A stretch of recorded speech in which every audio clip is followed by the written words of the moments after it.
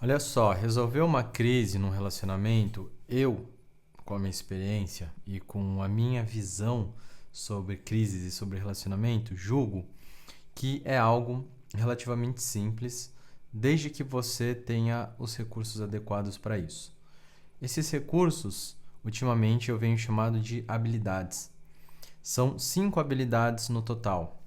A habilidade de adquirir conhecimento, a habilidade do autoconhecimento, a habilidade da boa comunicação, a habilidade da autorregulação emocional e a habilidade da aquisição e desenvolvimento de virtudes. E todas essas habilidades, elas vão exigir basicamente duas coisas. Primeiro, que você conheça e saiba descrever a realidade. E segundo, que você saiba o que fazer diante disso. Eu vou explicar um pouco melhor isso para que você entenda essa ideia e eu gostaria muito que você entendesse essa ideia mesmo. Assim, isso pode te ajudar muito a tornar o seu relacionamento muito melhor e não só o seu relacionamento, como a sua vida como um todo. E eu vou, enfim, vamos lá. Por que eu estou te falando isso? Qual que é o motivo de eu ter tido a ideia de gravar esse vídeo? Que eu estava lendo esta obra aqui das categorias do nosso querido Aristóteles e confesso que não está sendo tão simples quanto eu achei que fosse. Como que eu carinhosamente falo sobre o que esta obra trata?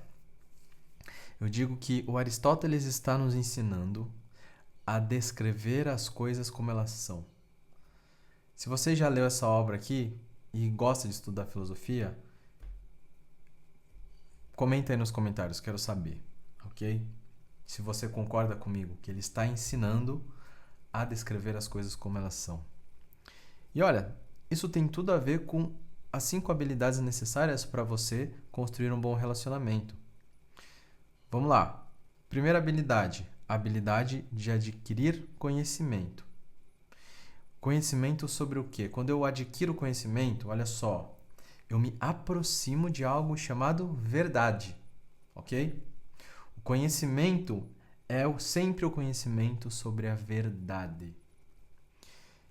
E a verdade, quando eu conheço e me aproximo mais da verdade, nada mais, nada menos do que eu descrevo as coisas como elas são. Eu estou descrevendo a realidade externa e através dessa descrição eu chego na verdade das coisas. Ora, não é assim como nós aprendemos a nos orientar no mundo, quando a gente está lá com a criancinha e fala, olha, isso aqui é o passarinho, isso aqui é o avião. Não é assim quando nós fazemos ciência, que nós observamos os acontecimentos e aprendemos a descrever este acontecimento e a partir dessa descrição nós fazemos correlações e assim nós chegamos à verdade.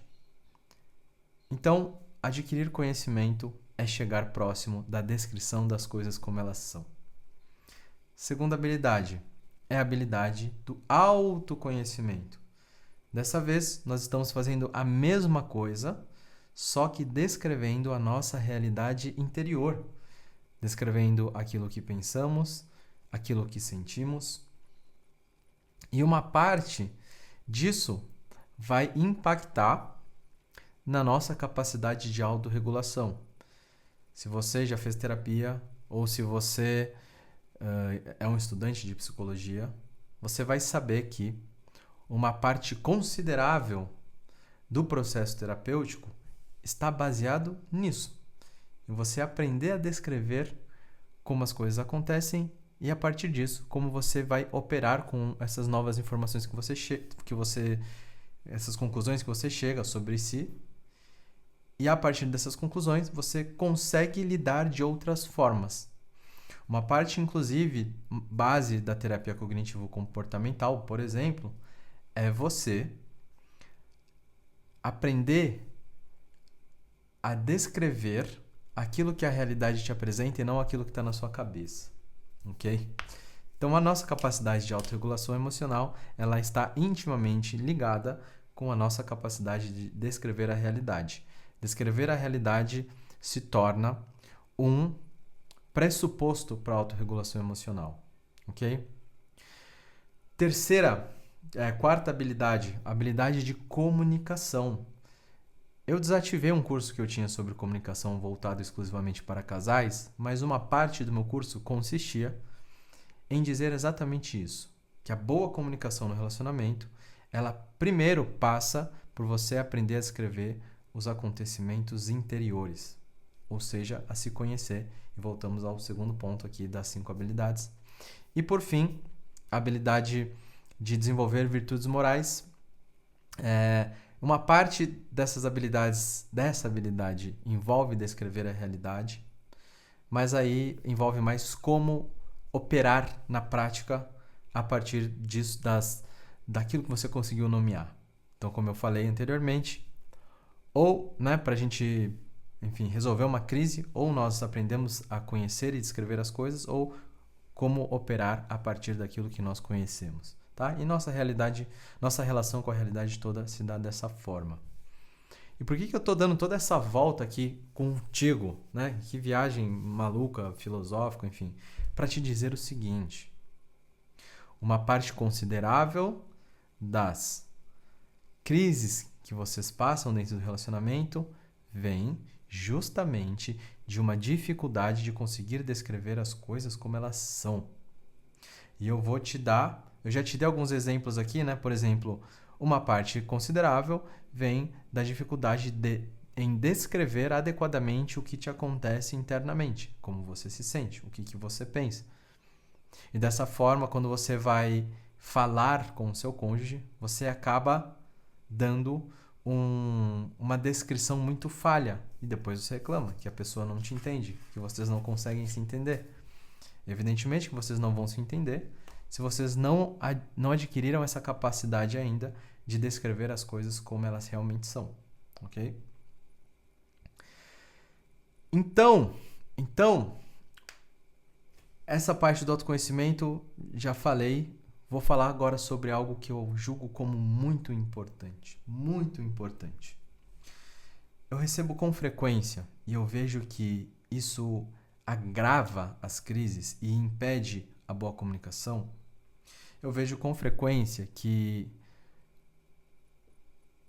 vocês que estão em crise acabam criando uma imagem muito equivocada sobre o outro, sobre o seu cônjuge, sobre a pessoa que você ama e que você convive. Muitas vezes você acaba adjetivando essa pessoa de coisas que ela não é. Você acaba chamando a outra pessoa de manipulador, de imaturo, de fraco, e daí pra ladeira abaixo, ok? E muitas vezes você chega a conclusões do que essa pessoa está querendo, de quais são as motivações dela, quais são as intenções dela, que não condizem com o que de fato está acontecendo com esta pessoa.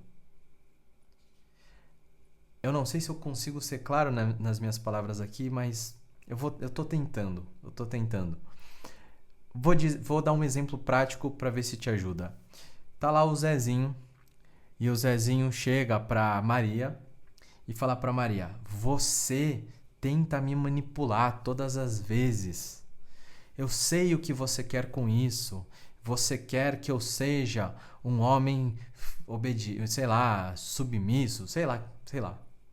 Perceba que o Zezinho, ele está descrevendo uma motivação interior da Maria. Ele está nomeando aquilo que ocorre no interior da Maria. Ele está, a partir de um comportamento, ele está chegando a uma conclusão. Ele está tentando descrever as coisas como elas são. E é isso que Maria fala que não, que nada a ver. E aí a Maria devolve: porque você tenta me manipular quando você fala isso, você tenta virar o jogo contra mim, né? Você só enxerga o seu lado. E a Maria também diz que o Zezinho quer manipulá-la. Ela está fazendo a mesma coisa. Ora, o Zezinho, qual que é o erro do Zezinho? O erro do Zezinho é, a partir de comportamentos da Maria, ele tentar descrever quais são as motivações da Maria ao ter aquele comportamento. E vou te dizer algo. É muito provável que o Zezinho esteja equivocado, porque ele não sabe descrever as coisas como elas são. Porque ele não tem como dizer quais são as intenções de Maria. Se ela de fato quer, sei lá, fazer com que ele seja um homem submisso, não tem como ele dizer isso, ok? Então, o que eu te digo? Que muitas vezes vocês concebem uma imagem sobre o outro muito equivocada, que não condiz com a realidade desta pessoa. Vocês criam uma imagem sobre o outro com base em conclusões, com base em descrições sobre a realidade realidade interna do outro, que não condiz com aquilo que de fato acontece. Então, o primeiro aviso que eu quero te dar é: tome cuidado com esse tipo de conclusão. Para você chegar mais próximo de quais são de fato as intenções do outro, você vai ter que fazer duas coisas. A primeira é observar. Observar sem tentar chegar a conclusões precipitadas. Sem tentar dizer o que o outro está tentando ou não fazer. Este é um desafio. Esse estado de dúvida, de não saber, ele pode ser muito angustiante. Por isso que muitas vezes nós nos apegamos apressadamente a determinadas conclusões. Mas é necessário aprendermos a permanecer nesse estado de não saber, para que a gente possa de fato descrever as coisas como elas são, para que a gente possa de fato chegar na verdade. Então, a primeira coisa que eu te digo é: para um pouco, observe. Não tire conclusões precipitadas. Guarde algumas informações e continue observando. Essa é a primeira coisa. E a segunda coisa é: converse com essa pessoa. Tente de fato compreender esta pessoa. Ao invés de você dizer que a Maria, ela quer que você seja um homem submisso, está tentando mandar e diminuir a masculinidade, talvez Maria, ela seja uma mulher muito insegura, uma mulher que tem medo, uma mulher que olha para você, Zezinho, e não enxerga alguém que possa transmitir segurança para ela. E evidentemente que diante desse estado de insegurança feminina, algum comportamento ela vai ter, alguma providência ela vai tomar. Então, antes de você se precipitar em dizer o que Maria sente ou pensa, você pode também simplesmente perguntar para ela, conversar com ela e tentar compreender. Aí que tem uma parte aqui que ela é um pouquinho mais complicada, porque talvez nem Maria tenha essa clareza ainda. Maria também pode ter uma enorme dificuldade em descrever o que lhe acontece internamente, né? Habilidade número 2, que é a habilidade do autoconhecimento. Talvez Maria tenha essa dificuldade. E por isso, muitas vezes, o casal precisa de ajuda, precisa de alguma mediação para conseguir fazer este processo. Alguém que esteja habilitado a ajudá-los a fazer isso. E uma pessoa habilitada é uma pessoa que consegue e tem o hábito de meditar e descrever a realidade. Em outras palavras, alguém que estuda filosofia, ok? Então, se você deseja receber algum tipo de ajuda e entender o meu método terapêutico que envolve a psicologia, a filosofia e a antropologia filosófica, que é um braço da filosofia, você pode entrar no meu site que está na descrição aqui do vídeo, e entrando lá, você vai conhecer um pouco do meu trabalho, e aí lá você vai cair no meu WhatsApp, e aí você conversa comigo e a gente vê como que eu posso te ajudar de acordo com o seu caso em específico, ok? Mas fechando aqui, falei do meu trabalho, volto aqui. Talvez Maria não saiba descrever a realidade. E ela vai ter que aprender também para que a comunicação seja efetiva. Porque se os dois conseguem olhar para a realidade, descrever bem essa realidade, os dois estão olhando para a mesma coisa. Estão olhando para uma grama que é verde e falando: olha, esta grama é verde. Agora, o que vamos fazer com esta grama verde são outros 500. Aí entra a parte de saber o que fazer com a realidade que é descrita, ok? Então, o grande ponto que eu quero dizer aqui, putz, tem mais uma coisa ainda, mas deixa eu só fechar essa parte do nosso vídeo de hoje. O que eu quero fechar aqui com vocês é, não se precipitem, aprendam a descrever as coisas como elas são. E aí vem o segundo ponto aqui que eu quero falar com vocês. Para que a gente consiga descrever as coisas como elas são, é preciso cultivar um certo estado interior, uma certa postura diante da vida. Uma postura que não se apressa, uma postura que consegue permanecer, eu já falei isso nesse vídeo, mas eu vou frisar isso, que consegue permanecer num estado de não saber e num estado contemplativo. Por quê? Por quê? Muitas vezes nós descrevemos as coisas com base no primeiro impacto que essas coisas nos causam. Então, por exemplo, José faz alguma coisa ali errada, sei lá, não sei, esqueceu, foi descuidado e esqueceu de mandar uma mensagem para Maria. E Maria sente aquilo como um incômodo, um aperto no peito, uma angústia, uma mágoa. E a partir desse impacto rápido, quase imediato dessa mágoa, a Maria pode chegar a uma conclusão. José não se importa comigo. Zezinho, né? Zezinho não me ama mais. Esta descrição apressada, com base neste impacto primário que a situação trouxe, essa descrição primária apressada, ela pode se cristalizar e Maria pode começar a descrever a realidade dessa forma e encarar isso como uma verdade absoluta. E a partir desta primeira descrição apressada, Maria começa a pensar: Zezinho não me ama mais. Zezinho não me quer. E dependendo das inseguranças de Maria, Maria pode até pensar: Zezinho está com outra mulher. Esta descrição apressada sobre as coisas nem sempre, e arrisco dizer que na maioria das vezes, é uma descrição muito imprecisa. Uma descrição que ela não condiz com a realidade, com a verdade, tá? Às vezes Zezinho só estava trabalhando demais e não teve tempo. Pode ser simples assim. Só que para a gente chegar na verdade das coisas, para a gente conseguir descrever as coisas de fato como elas são, nós precisamos parar. E aí, por isso que eu digo, é necessário cultivar um certo estado contemplativo. Nós precisamos parar um pouco para ponderar as diversas facetas que a realidade nos apresenta. Vou usar esse exemplo da mensagem. Maria recebe o impacto e pensa: Zezinho não me ama. Mas espera um pouco, deixa eu tentar entender o que está acontecendo.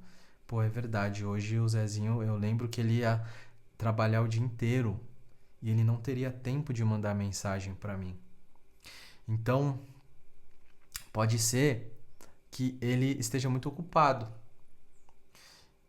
Ou pode ser que ele não me ame mais.